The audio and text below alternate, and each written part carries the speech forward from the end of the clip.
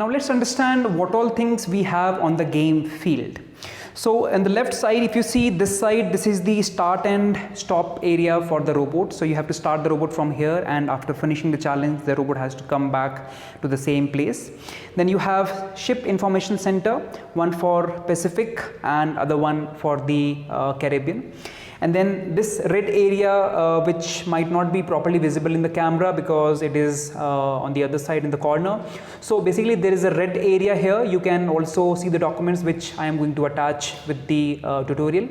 So this area is the shipyard where we are going to place the server farms and white cables. And then we have here solar farms. So there are two solar farms. One is here and then other one yellow area which is a solar farm. So there are two solar farms. And then we have two barriers, one here and then second one is here. And then we have, this is Caribbean hub. And inside this big rectangle you can see a small rectangle. These are the connection slots. And then the other side, this is the Pacific hub. And at last here, this is the recycling area. So this is about the game mat. So you have to make sure that you know each and every part of this game mat before you move to the next video. Thank you.